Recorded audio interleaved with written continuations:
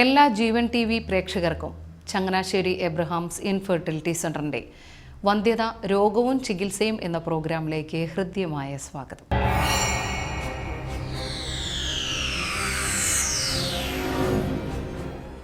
പ്രശസ്ത ലാപ്രോസ്കോപ്പി സർജനും IVF സ്പെഷ്യലിസ്റ്റുമായ ഡോക്ടർ സാംപി എബ്രഹാം നമ്മോട് സംസാരിക്കുന്നു.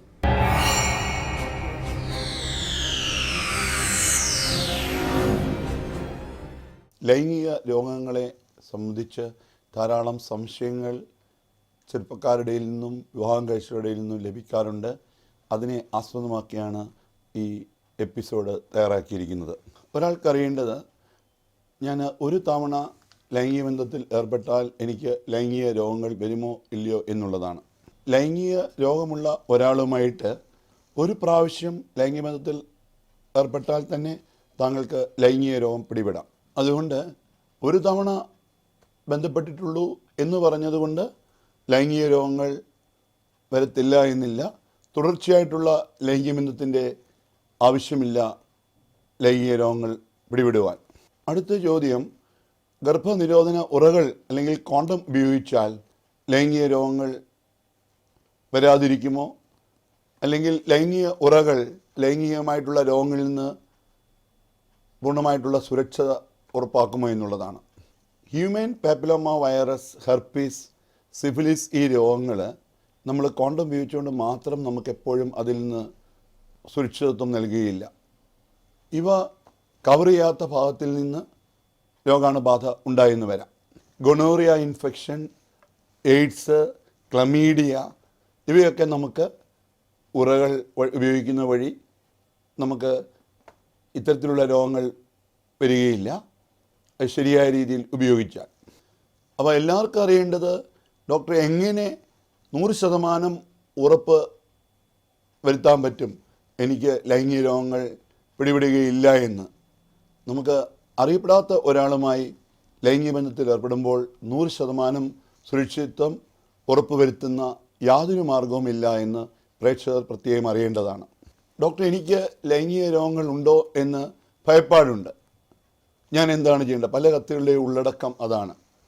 ലൈംഗിക രോഗങ്ങൾ ചികിത്സിച്ച് മാറ്റാവുന്ന ഒരസുഖമാണ്. അതുകൊണ്ട് ഭയപ്പെടേണ്ട യാതൊരു കാര്യവുമില്ല. ഡോക്ടറെ കാണുക, കാര്യങ്ങൾ തുറന്ന് സംസാരിക്കുക, പരിശോധനകൾ ചെയ്യുക, ചികിത്സ തേടുക. താങ്കൾക്ക് അതിൽ നിന്ന് പൂർണ്ണമായിട്ട് വിമുക്തി നേടുവാനാവും. പലപ്പോഴും ലൈംഗിക രോഗങ്ങൾ ബാധിച്ചു വരുന്നവർ പറയാറുള്ളൊരു കാര്യം, ഡോക്ടർ, എനിക്ക് എൻ്റെ ആ ലൈംഗിക പങ്കാളിയെപ്പറ്റി എനിക്ക് പൂർണ്ണമായിട്ട് ഉറപ്പുണ്ട്, അവരിൽ നിന്ന് എനിക്ക് ഒരിക്കലും രോഗം പിടിപെടുകയില്ല എന്ന്.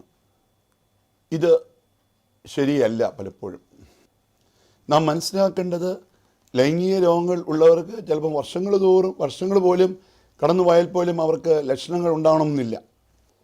അപ്പോൾ അവർ ലക്ഷണങ്ങൾ കാണിക്കാത്ത സമയത്ത് അവരുമായിട്ട് ലൈംഗിക ബന്ധത്തിൽ ഏർപ്പെടുന്ന ഒരാളിൽ നിന്ന് അവർക്ക് ലൈംഗിക രോഗങ്ങൾ പടരാം.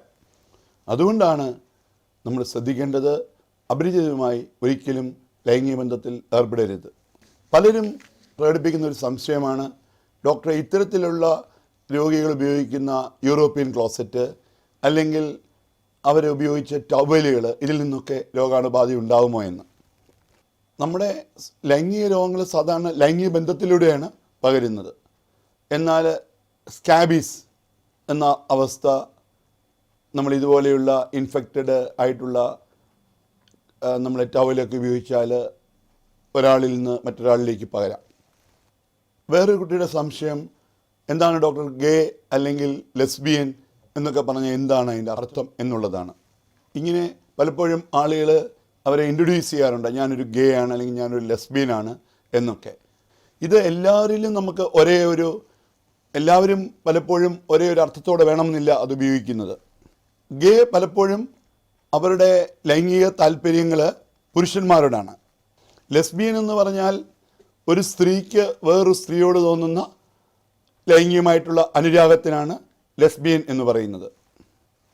പലപ്പോഴും കൗമാരപ്രായത്തിലാണ് ഇതുപോലെയുള്ള വികാരങ്ങൾ പൊട്ടിപ്പുറപ്പെടുന്നത്. അതുകൊണ്ട് നമ്മൾ കൗമാരപ്രായക്കാരെ കൂടുതൽ ശ്രദ്ധിക്കണം. ചില പഠനങ്ങൾ വെളിവാക്കുന്നത് 10ൽ ഒരാൾക്ക് ഈ ഒരു അവസ്ഥ ഉണ്ടാകാമെന്നുള്ളതാണ്. അപ്പോൾ കൗമാരപ്രായത്തിലുണ്ടാകുന്ന വികാരങ്ങൾ ഈ ഒരു രീതിയിലേക്ക് നയിക്കപ്പെടുകയാണെങ്കിൽ പിന്നീട് അവർ ഈ ഒരു രീതി അവരുടെ ജീവിതകാലത്തിൽ തുടർന്നു നിന്ന് വരാം. അതുകൊണ്ട് പ്രത്യേകിച്ച് ഹോസ്റ്റലുകൾ, ഇവിടെയൊക്കെ താമസിക്കുന്ന കുഞ്ഞുങ്ങളുടെ സ്വഭാവ രീതിയെപ്പറ്റി എപ്പോഴും മാതാപിതാക്കളും അവരുടെ അധ്യാപകരും ശ്രദ്ധിക്കേണ്ടതായിട്ടുണ്ട്. പുരുഷന്മാരോടും സ്ത്രീകളോടും രണ്ടുപേരോടും ലൈംഗിക ബന്ധം പുലർത്തുന്നവരെയാണ് ബൈസെക്ഷൽ എന്ന് പറയുന്നത്. ചിലർ അവരുടെ ജീവിതകാലം മുഴുവൻ ഈ രണ്ട് രീതിയും തുറന്നുകൊണ്ടെന്ന് വരാം. പുരുഷന്മാരോടും മറ്റ് സ്ത്രീകളോടും അവർ ലൈംഗിക ബന്ധത്തിൽ തുടർന്നു എന്ന് വരാം. എന്നാൽ ചിലർ ഒന്നുകിൽ പുരുഷനോടോ അല്ലെങ്കിൽ സ്ത്രീകളോടോ മാത്രമേ ബന്ധപ്പെടുകയുള്ളൂ. കൗമാരപ്രായത്തിലാണ് ഈ ലൈംഗിക ബോധമുണ്ടാവുന്നത്. അവർക്ക് ശരിയായിട്ടുള്ള ലൈംഗിക വിദ്യാഭ്യാസം നൽകി അവരെ ശരിയായ രീതിയിൽ മുമ്പോട്ട് കൊണ്ടുപോകുക എന്നുള്ളത് നമ്മുടെ കടമയാണ്. കൗമാരപ്രായത്തിൽ അവർക്കുണ്ടാകുന്ന സെക്ഷുവൽ വികാരങ്ങൾ പലപ്പോഴും പ്രത്യേക തരത്തിലുള്ളതാവാം.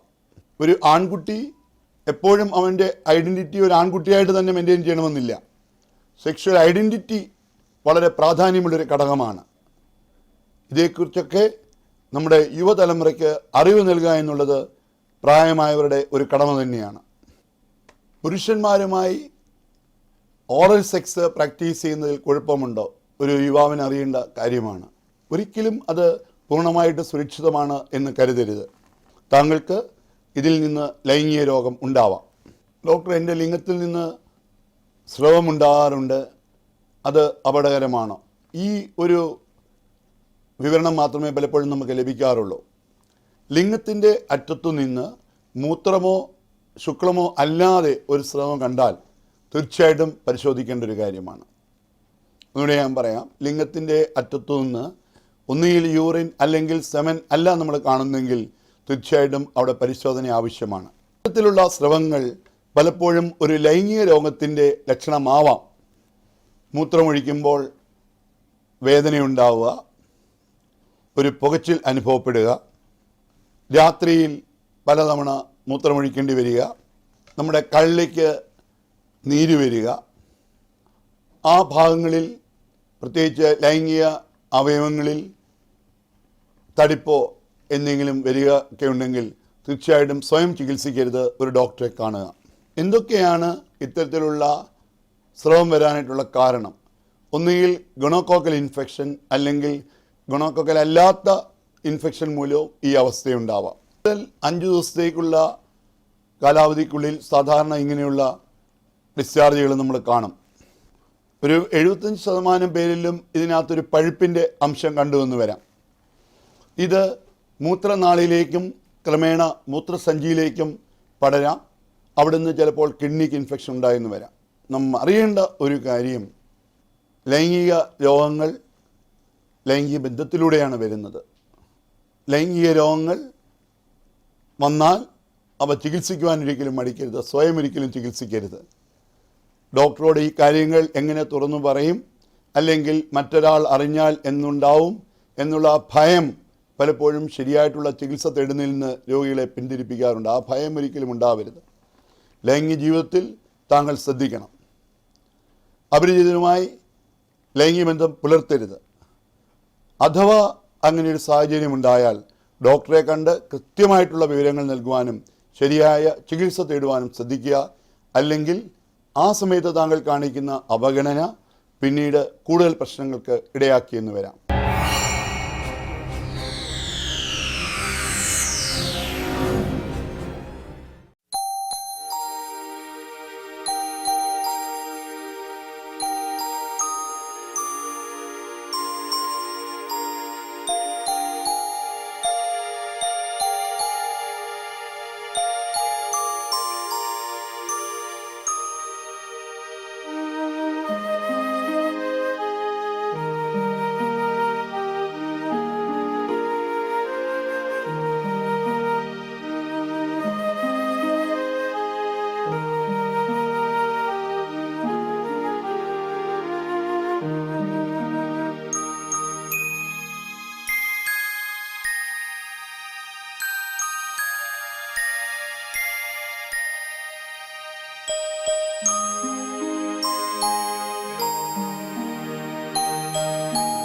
Abraham's Infertility Research Laparoscopic 4D Ultrasound Test Tube Baby Center.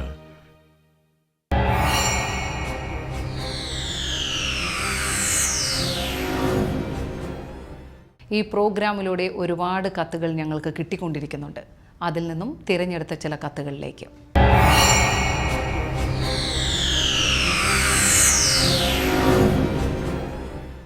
ഞാൻ 30 വയസ്സുള്ള വിവാഹിതയാണ്.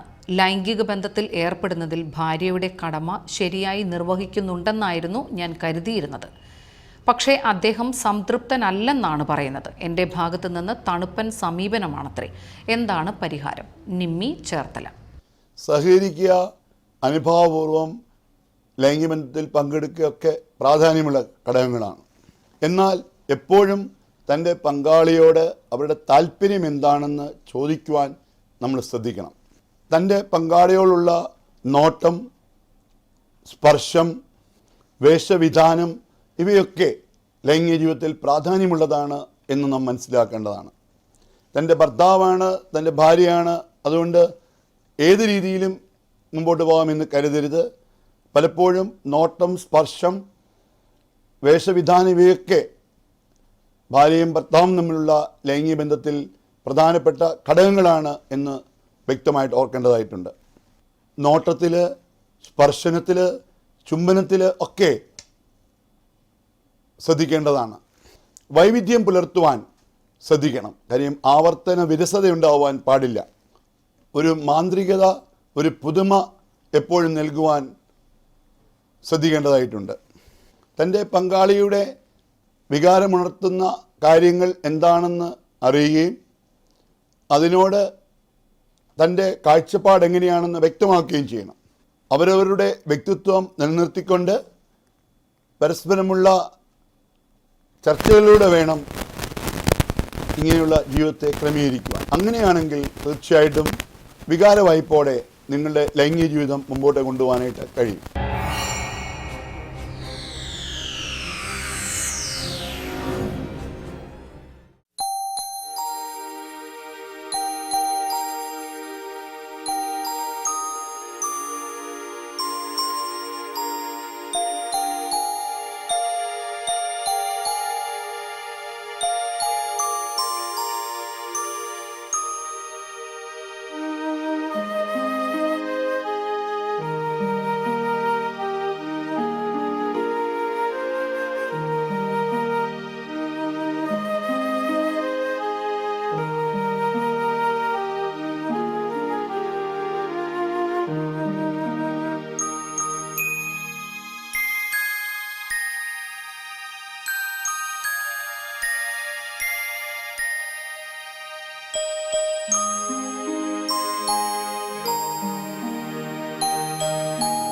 Abraham's Infertility Research Laparoscopic 4D Ultrasound Test Tube Baby Center.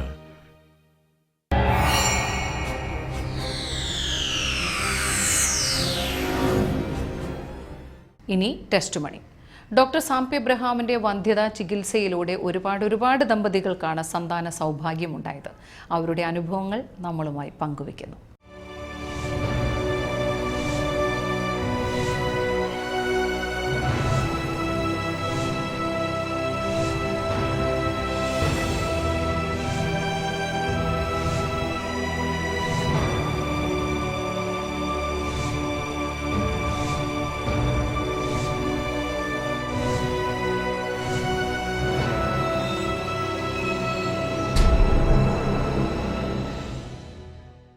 ഞങ്ങൾ 6 വർഷമായിട്ട് കുട്ടികളുണ്ടായിരുന്നില്ല. അപ്പോൾ സാം ഡോക്ടറിൻ്റെ ഹോസ്പിറ്റലിൽ വരികയും അവിടുത്തെ ട്രീറ്റ്മെൻറ്റിൽ ഞങ്ങൾക്കൊരു ആൺകുട്ടിയെ ലഭിക്കുകയും ചെയ്തു. അതിന് സാം ഡോക്ടറിനോടും സ്റ്റാഫിനോടും വളരെയധികം നന്ദി. 15 വർഷമായി കല്യാണം കഴിഞ്ഞിട്ട് ഒരുപാട് ഹോസ്പിറ്റലിൽ കയറി ഇറങ്ങി, അങ്ങനെയൊന്നും ഫലം ഉണ്ടായില്ല. ചേട്ടൻ്റെ ഫ്രണ്ട്സ് വഴിയാണ് ഞങ്ങൾ ഇവിടെ ചങ്ങനാശ്ശേരിയിലെത്തിയതും സാം ഡോക്ടറെക്കുറിച്ച് അറിയാനും ഞങ്ങൾക്ക് ഇടയുണ്ടായത്. ഞങ്ങൾ 2 വർഷത്തെ ചികിത്സയ്ക്ക് ശേഷം ഞങ്ങൾക്ക് ഇക്കഴിഞ്ഞ മെയ് 25-ാം തീയതി 2 ആൺകുഞ്ഞുങ്ങൾ പിറന്നു. അതിന് ദൈവത്തോടും ഡോക്ടറോടത്തും എൻ്റെ ജീവിതകാലം മുഴുവൻ ഞാൻ കടപ്പെട്ടിരിക്കുന്നു. എല്ലാവരോടും നന്ദി. ഒരിക്കലും എനിക്ക് ഡോക്ടറെയും കുടുംബത്തെയും മറക്കാനോ ഒന്നും സാധിക്കില്ല. ഞങ്ങൾ വിവാഹം കഴിഞ്ഞിട്ട് 18 വർഷം കഴിഞ്ഞു. പല ഹോസ്പിറ്റലുകളിൽ ഞങ്ങൾ പോയി. ഞാൻ ഡൽഹിയിൽ ജോലി ചെയ്തിട്ടുണ്ടായിരുന്നു, മദ്രാസിൽ ജോലി ചെയ്തു, ദുബൈയിൽ ജോലി ചെയ്തു. ഈ സ്ഥലങ്ങളിലെല്ലാം എൻ്റെ വൈഫും എൻ്റെ കൂടെ ഉണ്ടായിരുന്നു. അവിടുത്തെ പ്രമുഖ ഹോസ്പിറ്റലുകളിലെല്ലാം ഞങ്ങൾ പോയി. പക്ഷേ ആരും എന്താണ് പ്രശ്നമെന്ന് കണ്ടുപിടിച്ചില്ല. അങ്ങനെയാണ് സാം ഡോക്ടറെ പിന്നീട് ഞാൻ ദുബായ് വെച്ച് കേൾക്കാനിടയാവുകയും പിന്നീട് ജോലി തന്നെ കളഞ്ഞിട്ട് വന്ന് 2 വർഷക്കാലത്തോളം ഇവിടെ ട്രീറ്റ്മെൻറ്റ് എടുക്കുകയും ചെയ്തു. അതിൻ്റെ ഭാഗമായിട്ട് ഞങ്ങൾക്കൊരു കുഞ്ഞ് പിറന്നു, ഒരു പെൺകുഞ്ഞ്. ഞങ്ങൾക്കതിൽ ഒരുപാട് സന്തോഷമുണ്ട്.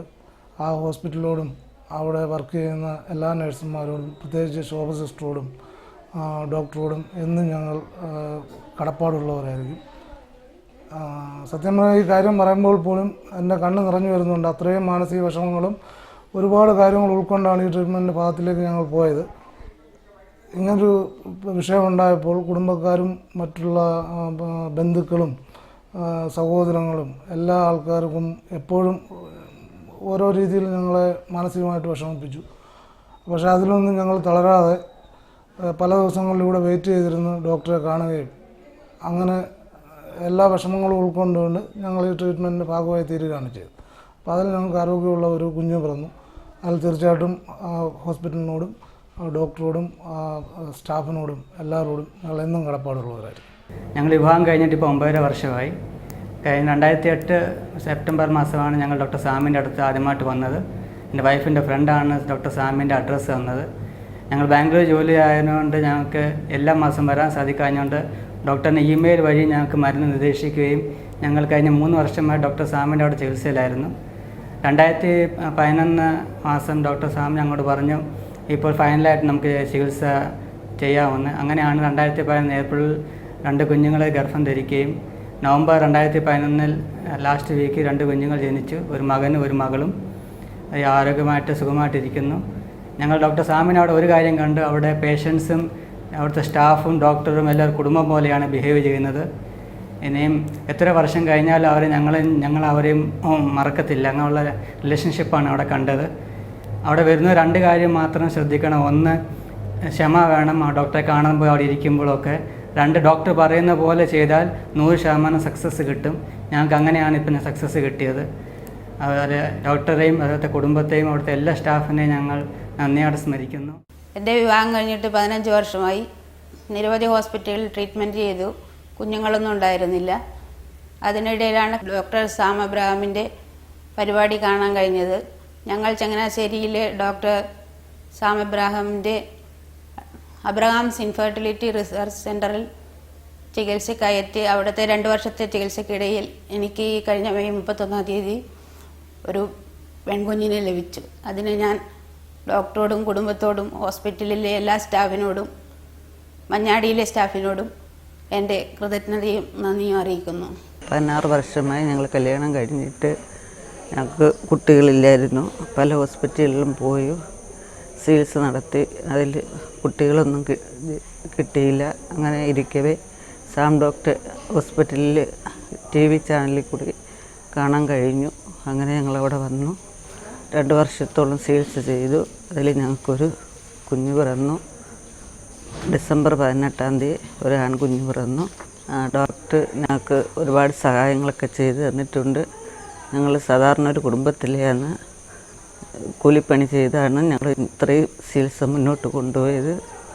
അതിന് ഞങ്ങൾ നന്ദി പറയുന്നു ഡോക്ടറോട്, ഡോക്ടർക്കും ഡോക്ടർ കുടുംബത്തോടും പിന്നെ അവിടുത്തെ സ്റ്റാഫുകളോടും ശോഭാസിസ്റ്റോടും ഞങ്ങൾക്ക് നന്ദിയുണ്ട്, നന്ദി രേഖപ്പെടുത്തുന്നു. 16 വർഷമായി ഞങ്ങൾ കല്യാണം കഴിഞ്ഞു. ഞങ്ങൾക്ക് കുട്ടികളില്ലായിരുന്നു. പല ഹോസ്പിറ്റലിലും പോയി ഡോക്ടർമാരെ ചികിത്സ നടത്തി. ശരിയായില്ല. ഇവിടെ വന്ന് ഈ ഡോക്ടറെ കണ്ടപ്പോൾ സാം ഡോക്ടർ ഹോസ്പിറ്റലിൽ TV ചാനലിൽ കൂടി കാണാൻ കഴിഞ്ഞു.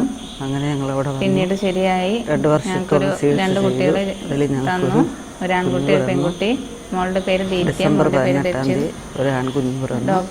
ഡോക്ടർ ഞങ്ങൾ ഒരുപാട് സഹായങ്ങളൊക്കെ ചെയ്ത് തന്നിട്ടുണ്ട്. ഹോസ്പിറ്റലിലെ സ്റ്റാഫുകളും സാധാരണ ഒരു കുടുംബത്തിലാണ് പ്രത്യേകിച്ച് ശോഭ സിസ്റ്റർ ഞങ്ങളെ ഹെൽപ്പ് ചെയ്തിട്ടുണ്ട്. മുന്നോട്ട് കൊണ്ടുപോയത് നമ്മളെ വീട്ടിലെ ഒരു അംഗങ്ങളെ പോലെ തന്നെയാണ്. കുട്ടികളില്ലാണ്ട് ഒരുപാട് ഒക്കെ നമ്മുടെ ലോകത്തിലുണ്ട്. എല്ലാവരും സാം ഡോക്ടറെ വന്ന് കാണണം. സാം ഡോക്ടറെ അടുത്ത് വന്ന് എന്തെന്നായാലും ശരിയാവും. ഡോക്ടറോടും ഡോക്ടർ കുടുംബത്തോടും ഞങ്ങൾ ഒരുപാട് നന്ദി അറിയിക്കുന്നു. ഞങ്ങളുടെ വിവാഹം കഴിഞ്ഞിട്ട് 18 വർഷങ്ങൾക്ക് ശേഷം കുട്ടികളൊന്നും ഉണ്ടായില്ലായിരുന്നു. പല സ്ഥലത്തും വിവിധ ട്രീറ്റ്മെൻറ്റുകൾ നടത്തി നിരാശപ്പെട്ട് കഴിയുന്ന അവസരത്തിലാണ് ചങ്ങനാശ്ശേരി ഇൻഫെർട്ടിലിറ്റി റിസർച്ച് സെൻ്ററിനെ കുറിച്ചും സാം ഡോക്ടറെക്കുറിച്ചും അറിയാനിടയായത്. ആ സാഹചര്യത്തിൽ ഞങ്ങൾ ഡോക്ടറെ കാണാനായി വന്നു. വളരെ സന്തോഷപ്രദമായ വാക്കുകൾ, ആശ്വാസപ്രദമായ വാക്കുകൾ തന്ന് ഡോക്ടർ ഞങ്ങളെ സമാധാനിപ്പിച്ചു. ഡോക്ടർ പറഞ്ഞു, ഇവിടെ നിന്ന് ഒരു കുട്ടിയെയും കൊണ്ട് പോകാമെന്ന പ്രതീക്ഷയോടെ കൂടി നമുക്ക് ട്രീറ്റ്മെൻറ്റ് തുടങ്ങാമെന്ന്. ആ ഡോക്ടറുടെ നിർദ്ദേശപ്രകാരം 3 വർഷത്തോളം ട്രീറ്റ്മെൻറ്റ് ചെയ്തു. ഞങ്ങൾക്ക് 2 പെൺകുഞ്ഞുങ്ങളെ ഡോക്ടറുടെ ചികിത്സയിലൂടെയും ദൈവാനുഗ്രഹത്തിലൂടെയും കിട്ടി. ഇന്ന് വളരെയധികം സന്തോഷപ്രദമായ ഞങ്ങൾ ഇൻഫെർട്ടിലിറ്റി റിസർച്ച് സെൻ്ററിനോടും അവിടുത്തെ സ്റ്റാഫിനോടും ഡോക്ടറോടും കുടുംബാംഗങ്ങളോടും നന്ദി രേഖപ്പെടുത്തുകയാണ്. ഞങ്ങളുടെ വിവാഹം കഴിഞ്ഞിട്ട് 9.5 വർഷത്തോളമായി. ഞങ്ങൾക്ക് കുട്ടികളില്ലായിരുന്നു. ഒരു 3-4 സെൻ്ററുകളിൽ പലയിടത്തായിട്ട് ഞങ്ങൾ പോയി വനിതാ ചികിത്സയ്ക്ക് സമീപിച്ചു. അവിടെ ഒന്നും വലിയ സക്സസ് ആയില്ല. അങ്ങനെ ഇരിക്കുമ്പോഴാണ് ഒരു പത്രപരസ്യത്തിലൂടെ ഡോക്ടർ സാമിൻ്റെ ആശുപത്രിയെക്കുറിച്ച് അറിയുന്നത്. തുടർന്ന് ഞങ്ങൾ അദ്ദേഹമായിട്ട് ഫോണിൽ ബന്ധപ്പെട്ട് അദ്ദേഹം വളരെ വലിയ പ്രതീക്ഷ തന്നു. ഹോസ്പിറ്റലിൽ ചെന്ന് നേരിട്ട് കണ്ട് കാര്യങ്ങളെല്ലാം പറഞ്ഞപ്പോഴത്തേക്ക് ഞങ്ങൾക്കുള്ള അവസ്ഥകൾ എത്തരത്തിൽ പരിഹരിക്കപ്പെടും എന്നുള്ളത് അദ്ദേഹം വളരെ പ്രതീക്ഷയോടുകൂടി ഞങ്ങളെ അറിയിക്കുകയും തുടർന്ന് അദ്ദേഹത്തിൻ്റെ നിർദ്ദേശാനുസരണം എല്ലാം പൂർണ്ണമായി ഉൾക്കൊണ്ടുകൊണ്ട് ഞങ്ങൾ ചികിത്സയ്ക്ക് വിധേയമായി. 36 മാസത്തോളം ഞങ്ങൾ ചികിത്സയ്ക്ക് വിധേയമായി. ഞങ്ങൾക്ക് ഒരു പെൺകുഞ്ഞിനെ ലഭിച്ചു.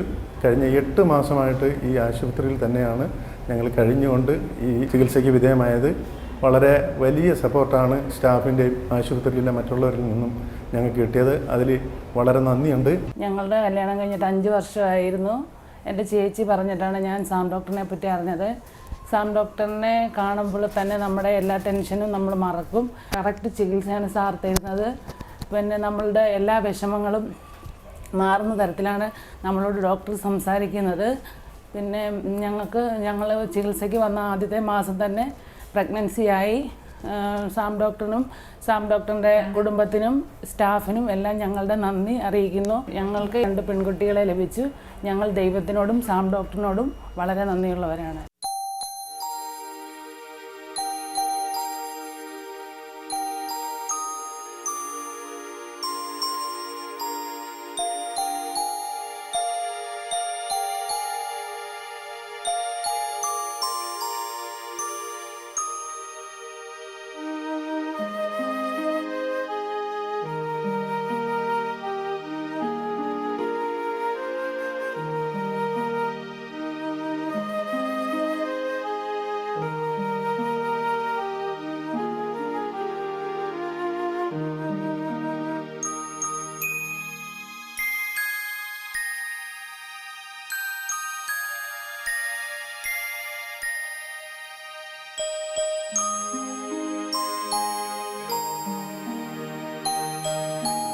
Abraham's Infertility Research Laparoscopic 4D Ultrasound Test Tube Baby Center.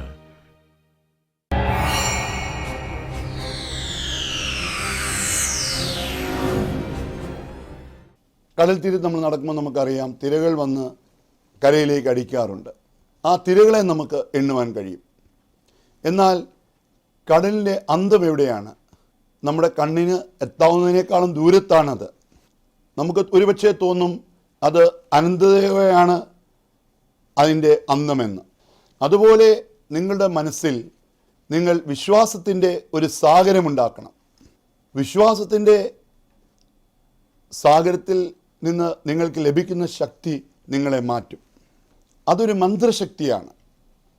വിശ്വാസത്തിൻ്റെ സാഗരം നിങ്ങൾക്ക് നൽകുന്ന മന്ത്രശക്തി മുമ്പോട്ട് പോകുവാനായിട്ടുള്ള ബലം നിങ്ങൾക്ക് നൽകും. അപ്പോഴാണ് നിങ്ങളുടെ ലക്ഷ്യത്തിന് ഒരു കരുത്ത് വരുന്നത്. നിങ്ങളുടെ ലക്ഷ്യത്തിന് കരുത്തുണ്ടാകുകയും നിങ്ങളുടെ ജീവിതത്തിലെ നിങ്ങളുടെ വിശ്വാസത്തിന് കരുത്തുണ്ടാകുകയും വരുമ്പോഴേ നിങ്ങളുടെ ജീവിതത്തിൽ മാറ്റങ്ങൾ വരികയുള്ളൂ. ഒരുപക്ഷെ ഞാൻ ഒരിക്കലും കണ്ടിട്ടില്ലാത്ത പ്രേക്ഷകർ എൻ്റെ മുമ്പിൽ ഉണ്ടാവാം. കാണുന്നില്ലെങ്കിലും വന്ധ്യത അനുഭവിക്കുന്ന നിങ്ങൾക്ക് ഞാൻ ശക്തിയും സ്നേഹവും നൽകുന്നു. വന്ധ്യതയുമായി കഴിയേണ്ട ഒരാളല്ല നിങ്ങൾ. കുഞ്ഞുങ്ങളുമായി ആനന്ദജീവിതം നയിക്കേണ്ടതാണ് നിങ്ങൾ. വിശ്വാസത്തിൻ്റെ ശക്തിയിലൂടെ നിങ്ങൾക്ക് മഹാവിജയങ്ങളുടെ ചക്രവാളത്തിലേക്ക് പുറപ്പെടുവാൻ കഴിയും. വന്ധ്യത എന്നൊരു ശാപമല്ല. വന്ധ്യതയ്ക്ക് വ്യക്തമായിട്ടുള്ള ചികിത്സകളുണ്ട്. ഇത്തരത്തിലുള്ള ചികിത്സയുടെ പ്രയോജനം സാധാരണക്കാരായ ആളുകൾക്ക് ലഭിക്കണമെന്ന് എൻ്റെ മാതാപിതാക്കൾ വളരെ ആഗ്രഹമുണ്ട്. നമുക്ക് ഒരുമിച്ച് വന്ധ്യയ്ക്കെതിരെ പടപൊരുതാം. നന്ദി, നമസ്കാരം.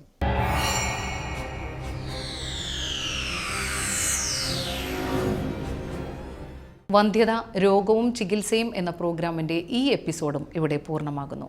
നിങ്ങളുടെ വിലയേറിയ നിർദ്ദേശങ്ങളും അഭിപ്രായങ്ങളും കത്തുകളും ഞങ്ങൾക്ക് അയയ്ക്കുക. ഞങ്ങളുടെ വിലാസം: Abraham's advanced infertility research centre, 3D laparoscopic 4D ultrasound colposcopy, ICSI with sexual research and health care unit, near bishop palace, Adakkad chambers, Changanassery. Phone 0481 2410356, 2425919. Mobile 9744939925.